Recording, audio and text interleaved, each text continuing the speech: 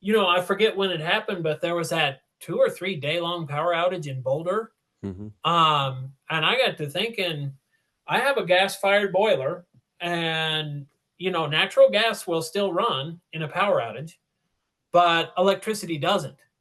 And so I wanted to have something where if it was multiple days and a cold snap in winter, I could run the boiler pumps and I could run my fridge and freezer, which are stocked full of, I like to make food ahead. So I don't know, waste all that money or like try to eat it all before it spoils. So I wanted to get a generator and convert it and set it up to run.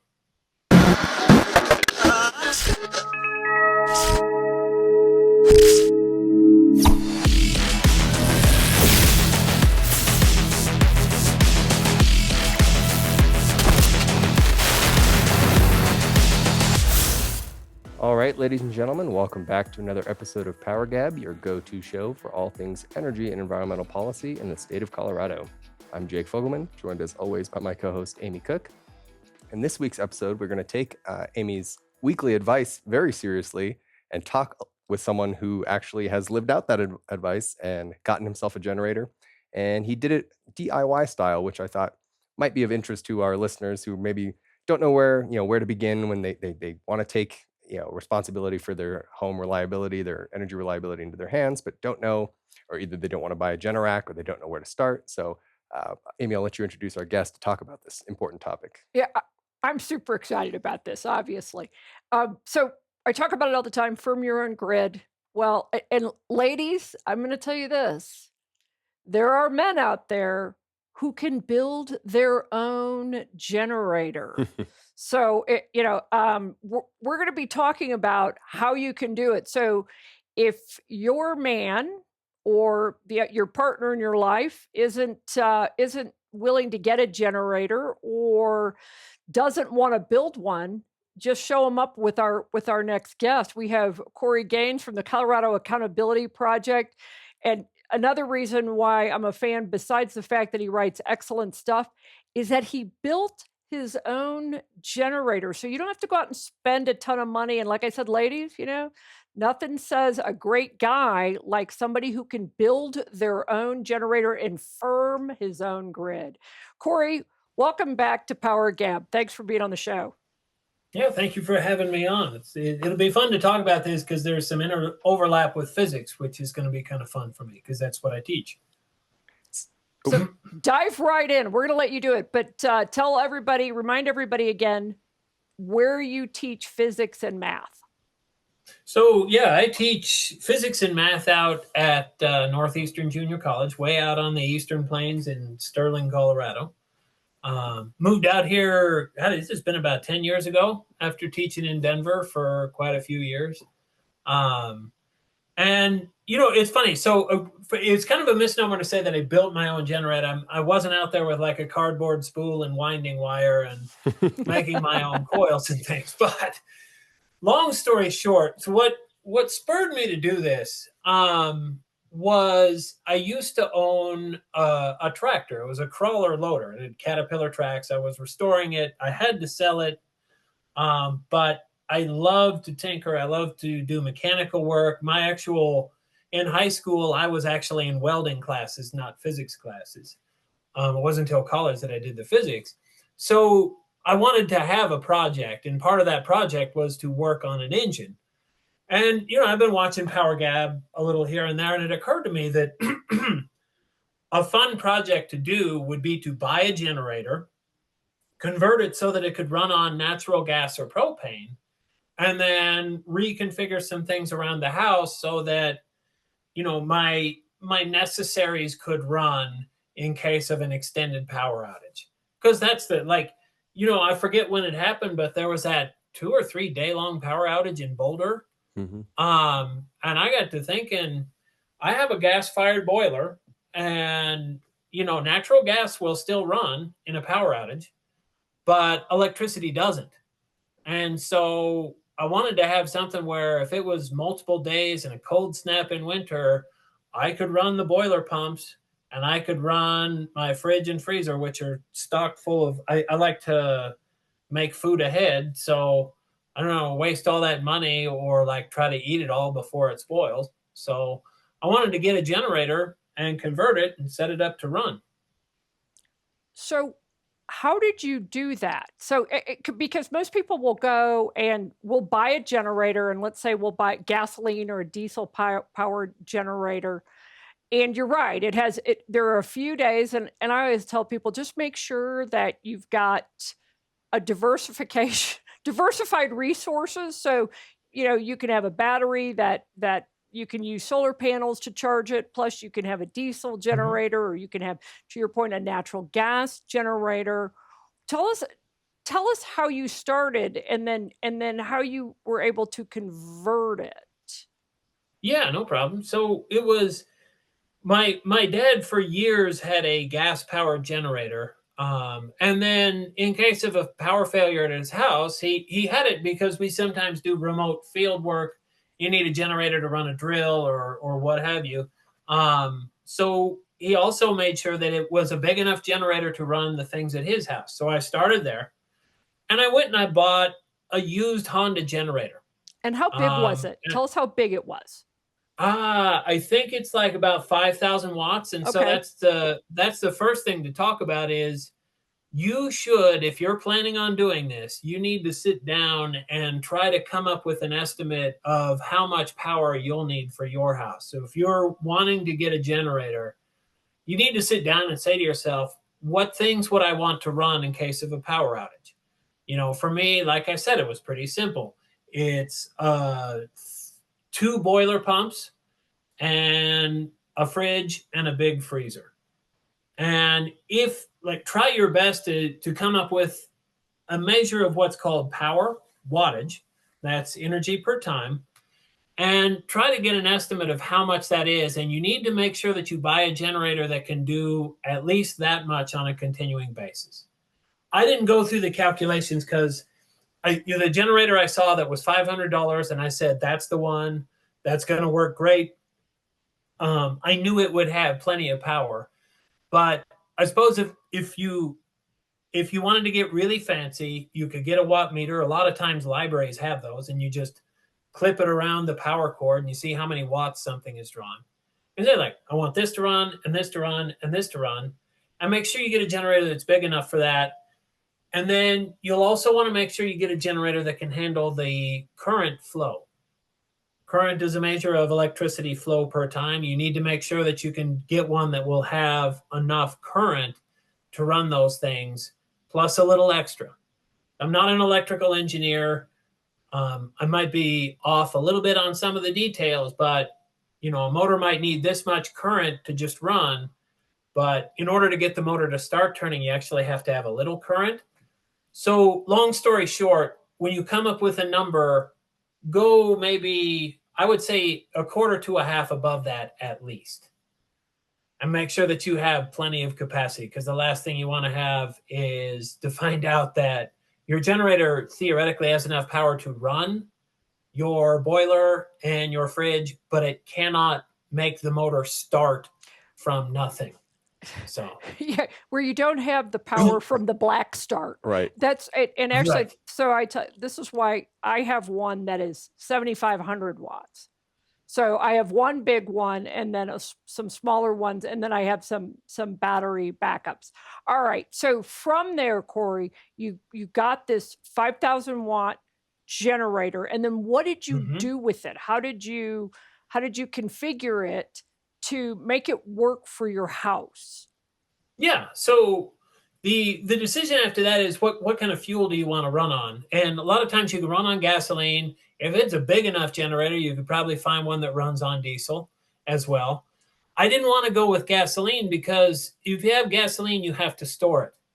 And I'm not expecting to run this generator all the time. So I would either have to figure out a way to rotate that fuel through to have fresh fuel all the time or put stable in it or something like that. And plus, like I said, part of the reason for doing this was just for fun.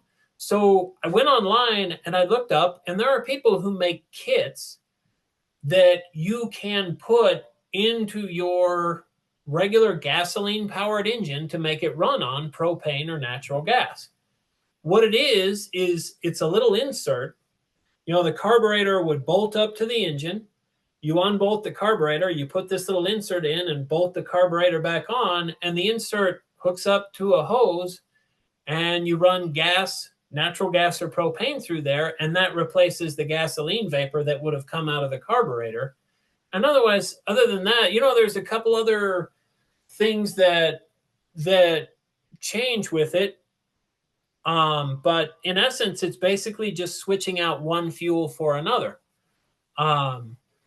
This next part, I probably should say that, I'm more of a welder than I am an auto mechanic. I'm a little bit better now than when I was much younger, but what I'm going to tell you, I'm parroting from NJC's auto and diesel instructor. So don't think I'm an expert.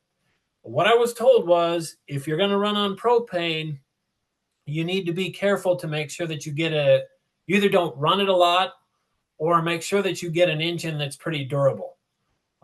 Honda engines, which is the brand of generator that I got, are pretty good. The issue, according to the auto and diesel instructor, was when you run on gasoline, gasoline is wet. I mean, it is a vapor when it comes into the engine, but it's a little wet. So when the valves are repeatedly opening and closing against the valve seats, there's some softness there because there's some wetness. Propane is dry, completely dry.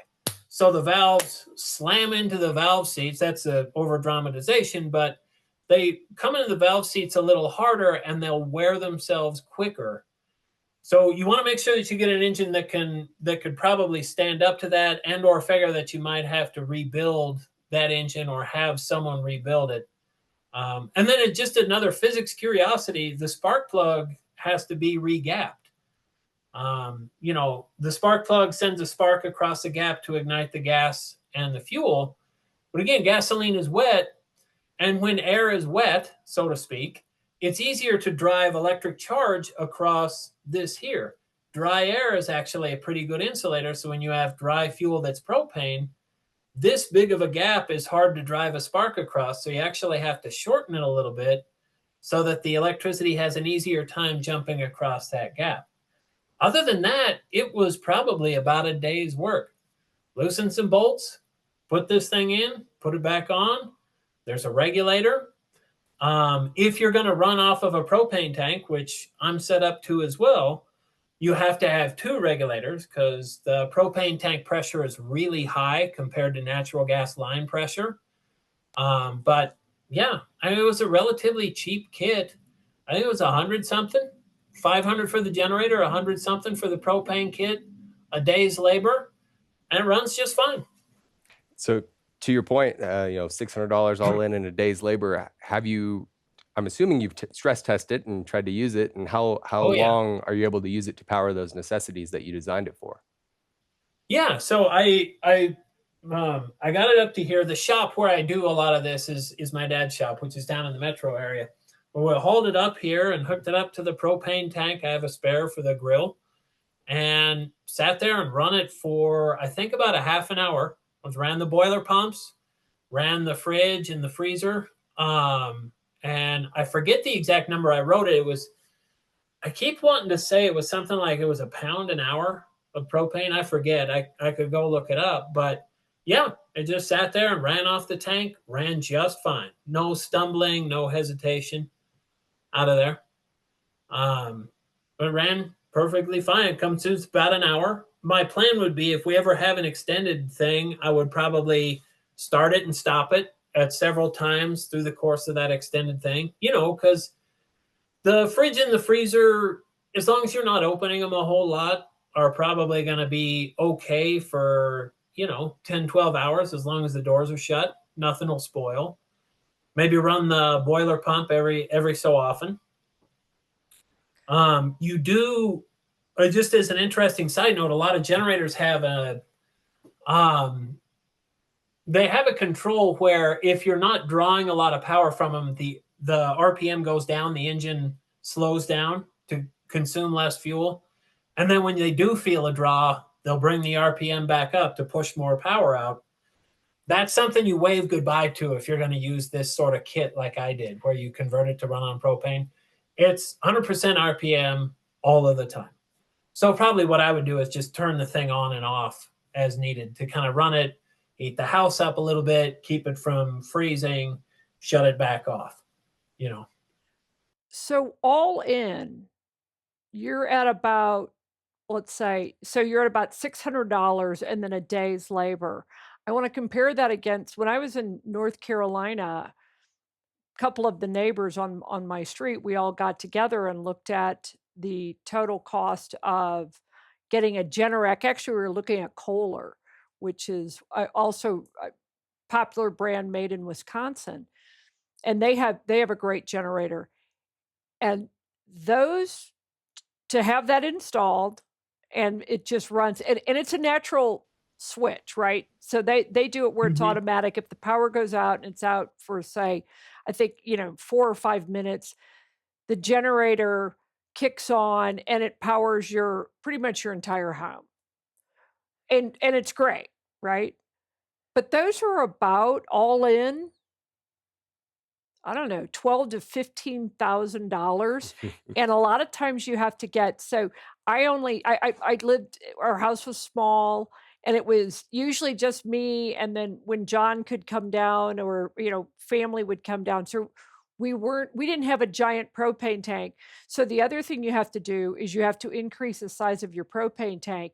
Mine was, I think, a 100-gallon propane tank. My neighbors went ahead and did it, and they put in I think a an 800-gallon propane tank. The thing's a beast. Yeah.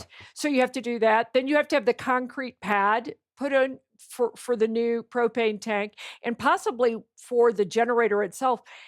They're fabulous, not gonna s but they're also really expensive. That's the point, and what Mhm. Corey, what you figured out is how to do that. It's not gonna switch on automatically for you, it sounds like, but you can power what you need, and you did it for roughly $600 and a day's Yeah, labor. there's a couple other things, like it's so that would be the power production side. Getting that into your house can bring some more costs. Here's a point where, like, just to be 100% safe, what I would say is make sure that when whatever you do, you're doing this with the help of a qualified electrician or engineer or designer, because there are opportunities here to hurt yourself and hurt others if you're not doing it right. And what you were talking about is, it's a device called a transfer switch. And what it does is like you're running off of grid power, and then you could click over and run off of a generator power. And that's one way to do it. The cheapy way to do it is kind of like what I did, which is extension cords. Right. Um, just run an extension cord into the house and plug the fridge into it. Plugs into the generator, plugs into the fridge, and it runs it. The boiler was a little bit more complex, but the next step up from there is you could wire in a transfer switch, whereas you'd have your regular electrical box and a transfer switch, and whatever circuits you wanted to be as an emergency circuit, like, say, your furnace.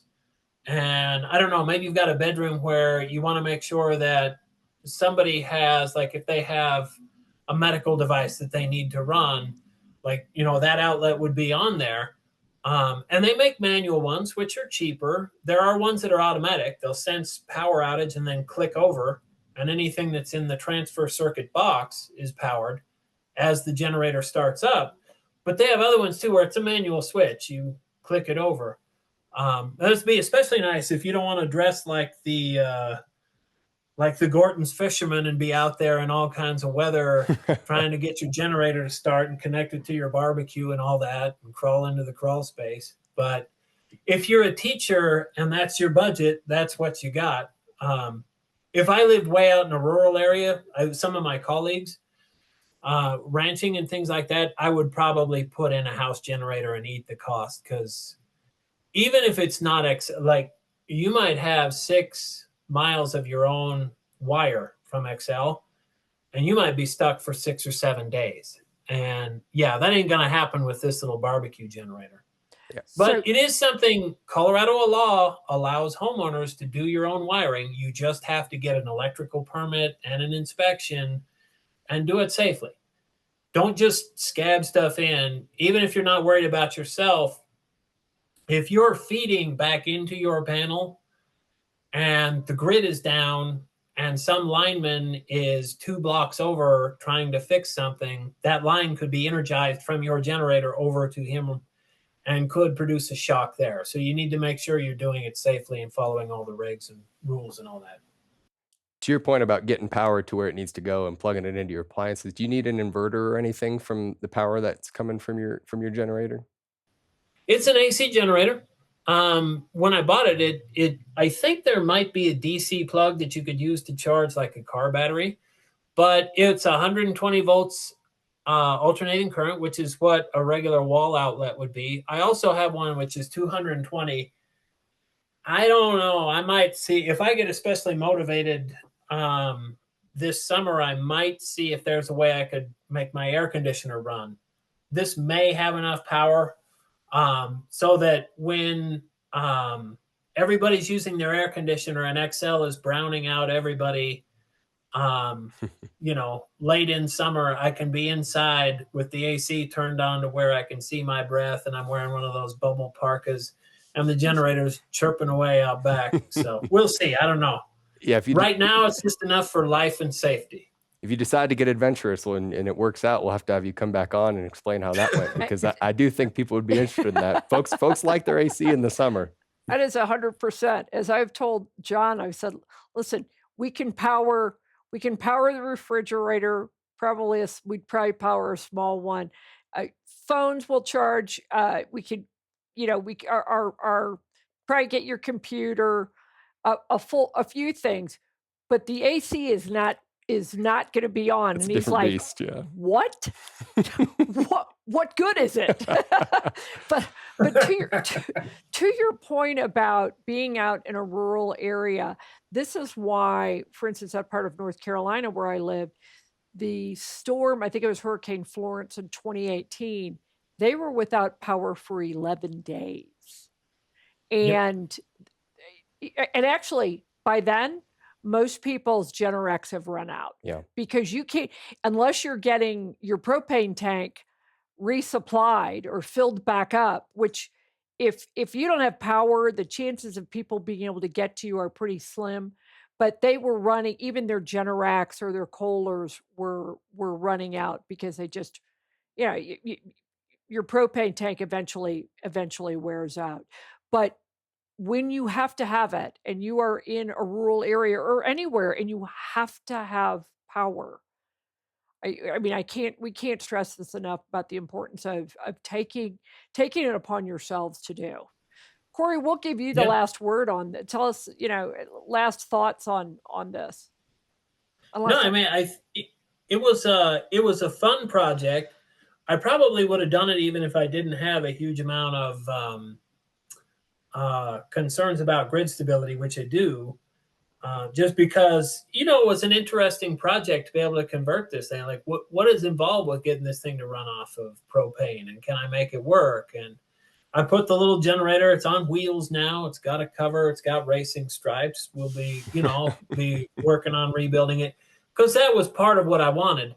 But what I would say is just like, it can be done without necessitating the $15,000 output if you're reasonably handy and if you're willing to do a lot of the work yourself. But one other thing you might look into, and it was a little bit outside of my price range, is I don't even know the names, but it's like a block of batteries. It's like, I've seen different ones online. They're cubes, and you can plug it into the wall, and that's just as God made it's effective standby power, right? Like, you could have one of those sitting in your closet, and you plug it in every so often, make sure it's fully charged. And if the power goes down, you can plug the fridge in or whatever and run simple stuff off of there. So, but I would recommend looking at doing something, because the last thing you want is to have a nasty surprise at some point. I know we were going to give you the last word, Cory, but I do have one more question. And I don't know if you've had the generator long enough to go through this, but how often do you try to test this thing, and do you have to do any kind of maintenance on it as you use it? Yeah, I'm figuring nobody gave me a manual with regard to the propane stuff, and I need to go talk to the auto and diesel instructor again. I'm figuring, if I remember correctly, a lot of standby generators run themselves about once a month. So I figure I'll run mine about once a month.